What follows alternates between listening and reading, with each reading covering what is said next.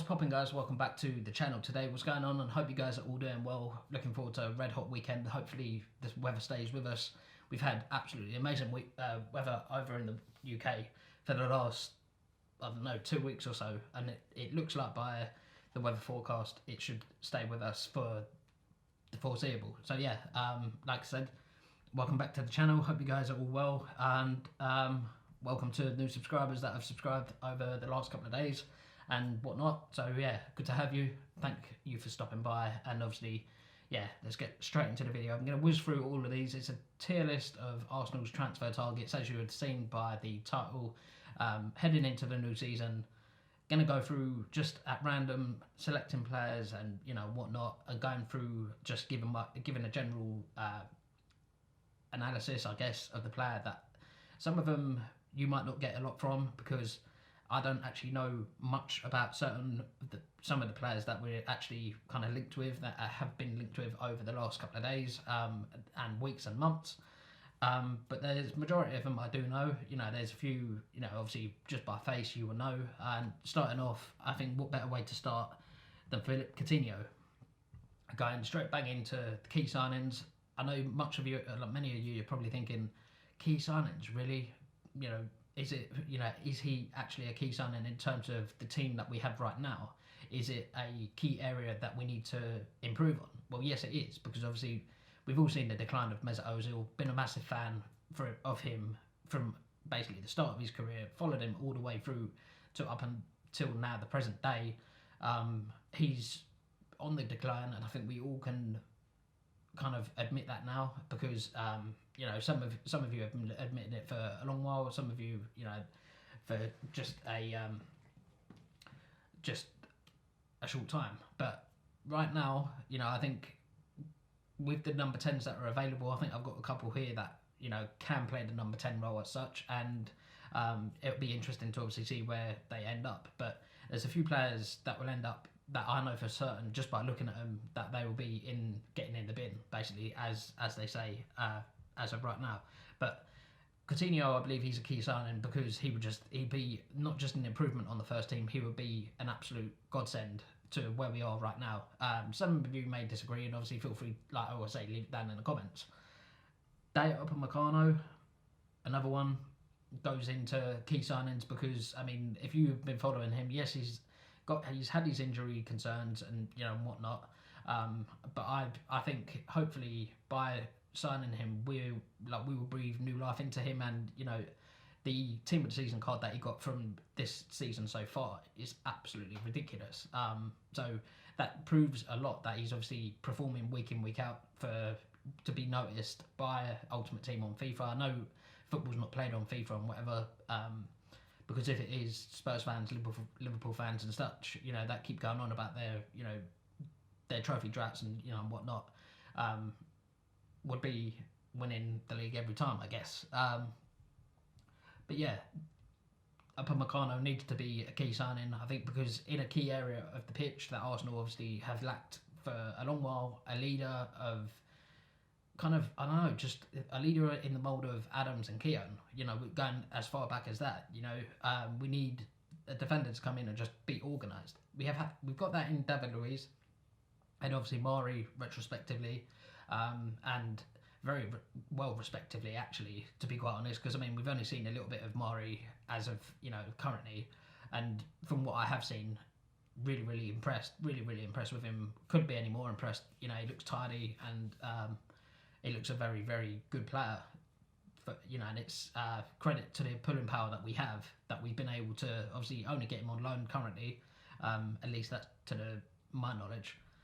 But the first of players who I wouldn't sign, I'm going to just put them, the players that I won't sign, I'm not going to give any real reason why, because they're just almost self-explanatory, that as to the reason why I won't sign them. Jesse Lingard, he pretends he's this massive name in football, when he's more concerned about how he looks on social media than he is on the football field, whatever.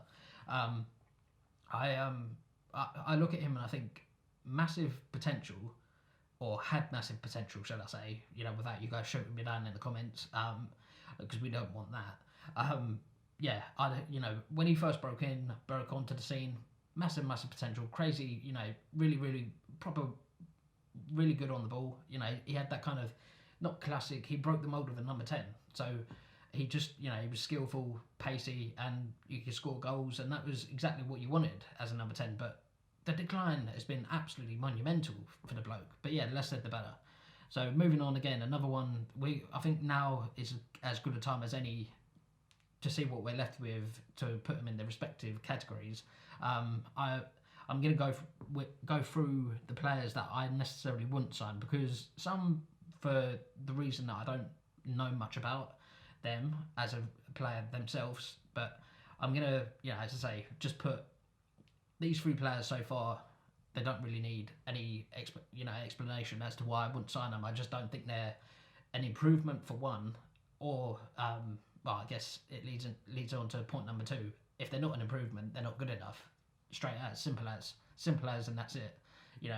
It's as brutal as I can be, but I mean, you've only got a certain amount of players that you can have within the squad, and you don't want to be filling it with just dead wood. And those three players currently are all dead wood, in my honest opinion. Another one from Bayern Munich, I'm not even sure. I think it's Stindler, but too young, and I don't think the fact that he's not even playing for Bayern Munich. I think it's it kind of testament to why I wouldn't sell him. I wouldn't buy him. But yeah, I wouldn't buy him for that reason. But leading on to, a few that I would buy. Obviously, heavily documented. Thomas Partey. There's not much else to say other than the guy is an absolute tank in the midfield. He would add that lacking ability of. I'm not saying our CDMs per se lack ability, but they just don't have that kind of game leadership or kind of big game mentality where they kind of can get certain players and the players that perhaps are not performing or perhaps need a little bit more G'ing up. He would just add that to us and give us kind of an extra layer of defensive quality, and that's not kind of that he would give us that extra layer of defensive quality that we've been trying to find. Very much in the mould of Gilberto, does all the donkey work, kind of, and goes unnoticed for the most part, but just you notice him in the big games because he's there providing that shield for the players, that are either playing in front of him or behind him. Obviously that being the midfield or the defence. I've heard about this guy. I think he's from Feyenoord. Okoku. I probably butchered the life out of that name, but I'm really intrigued because it sounds like Arsenal are really interested in him, and I think the fact that we are really interested in him says all that needs to be said. He's obviously, I think he's been branded like the new Mesut Ozil as such, but I don't like to I'm not going to put too much pressure on the boy because, at the end of the day, putting that type of pressure and expecting him to perform to those levels, you're almost setting him up to fail. So yeah, I don't believe in putting labels on players as such as, obviously comparing him to sort of like Mesut Ozil or, there's like the media are doing madness out here, to compare him at his early age to not necessarily a prime Mesut Ozil, but an Ozil that's just finishing his career with the numbers that guy strikes up. It's it is what it is. But yeah, Okoku from Feyenoord, I'd really like. I think he's just an improvement on the first team. I think much like if we can keep Ozil, which it looks like we will, and that all the Arsenal kind of related news will be outlined in the video number 2, a second tier list. But Okoku, again, probably butchering his name massively, and I really, I mean no disrespect at all, but I think we need obviously competition in that number 10 slot, so I think it would be a good signing if Arsenal do persist and they do head down that road. That would be I've got to touch on while we're on number 10s. Okoku would be a great number 10 for us. Obviously Kai Havertz.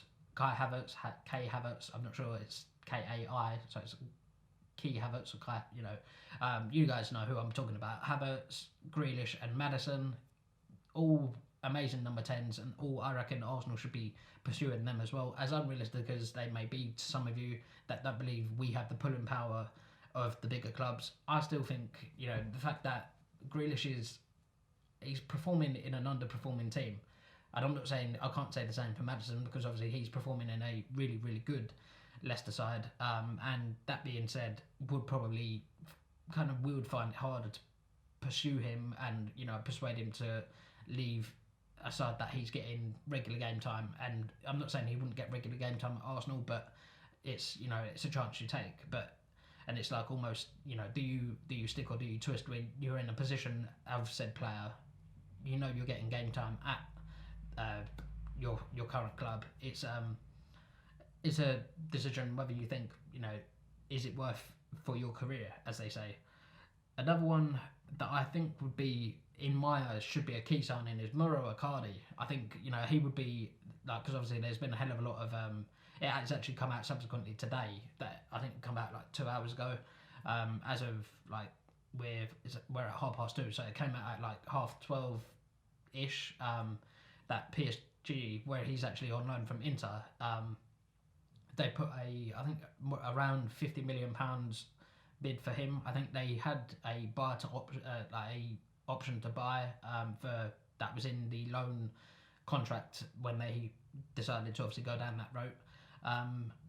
Again, would be a key signing in my eyes. I think personally,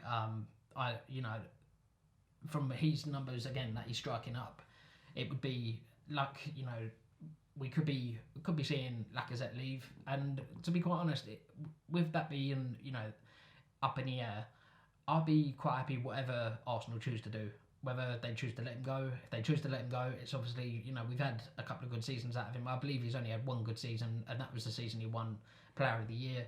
But I think, you know, I don't believe he's adding too much to the side anymore. So I think I won't be too fussed if he does stay or if he does go. You know, that's just where I am. And again, I think, you know, in keeping with the number 10, I guess, you know, I know touched on strikers, but going back to the number 10, Nabil Fekir.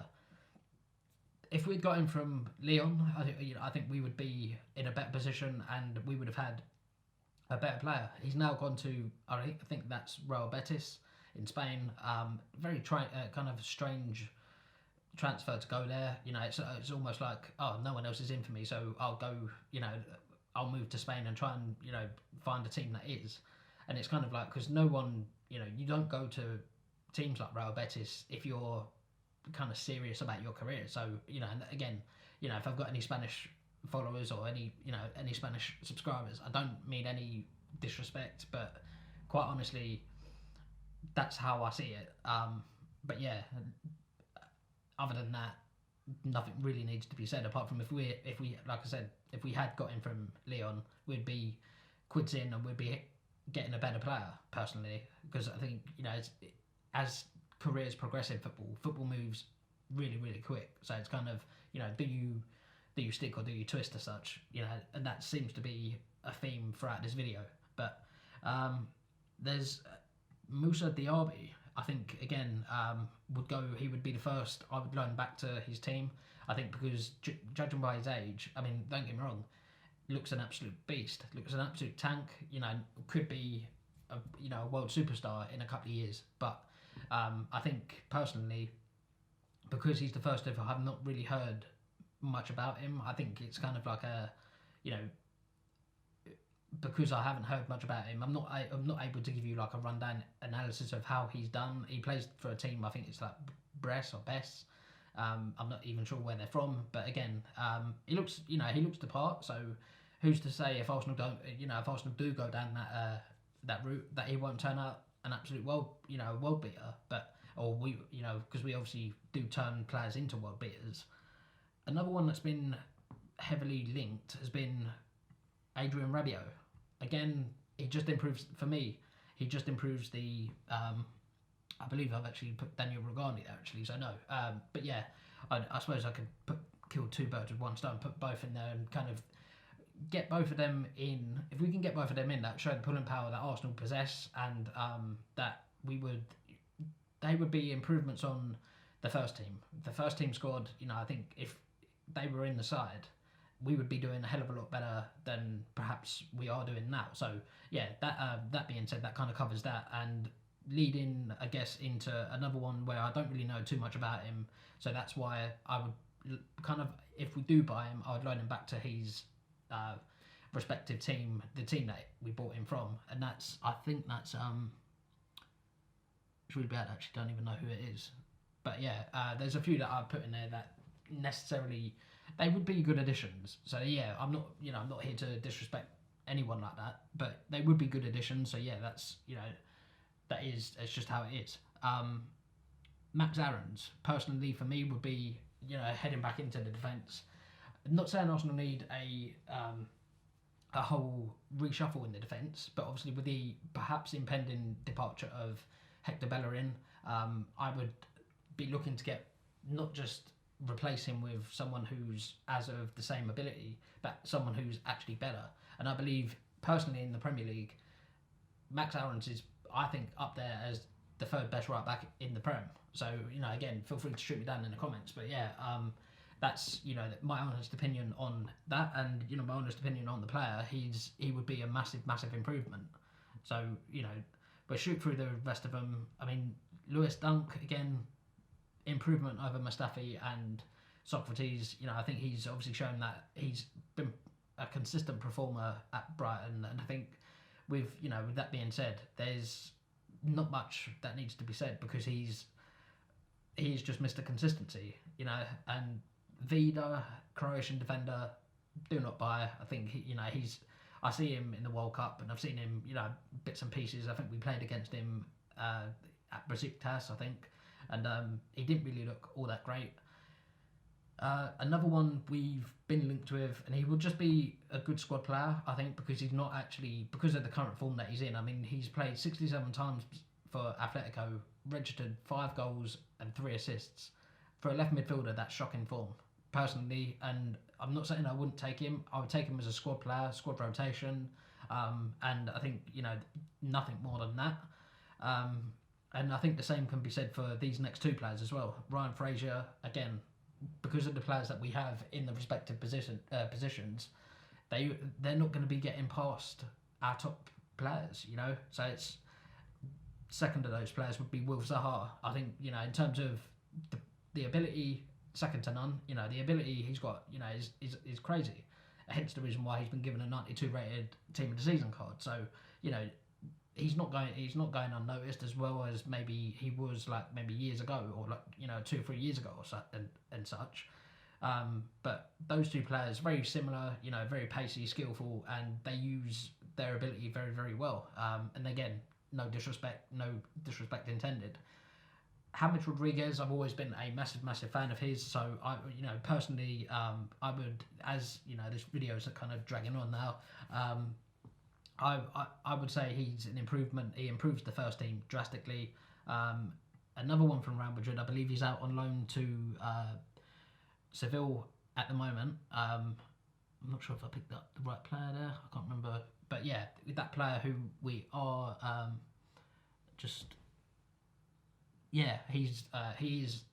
that's Rugulian, or I'm not even sure. But at the moment I've got him there twice because I think he was on loan at Seville. So basically, I've put both of them together. Hakimi, I think another one on loan from Real Madrid to Borussia Dortmund, right back, much like Aarons. I think I'd love to see them 2 in the Arsenal side next year. I mean, as unrealistic as it is, most of these are pretty unrealistic. But shooting through the last of them, Justin Kluivert would be a improvement on the squad. Improvement, I guess actually I could put him in improved squad depth. I think that's all he does. Not necessarily, again, no disrespect. Neto, I believe he's at Barcelona at the moment. He was signed from Valencia, and I think that's he would be an improvement on not necessarily an improvement on Leno, but it would be an improvement on the goalkeeping situation that we currently have at the club. So Umtiti, I think, would be he would improve much like that of Upamecano and Rugani and perhaps Thomas Partey. They're massive improvements on what we have as of right now. that's Corentin Tolisso, I guess. He personally, I would say he's a squad player. He's way better than that, and that's no disrespect again, but I think he would be massive improvement on the squad depth, which obviously as the season goes on, you find out just how important that is. Dembele from Celtic, I was about to say Chelsea, would be just again squad depth. It's good to have with the impending perhaps departure of Lacazette. I don't think he's a key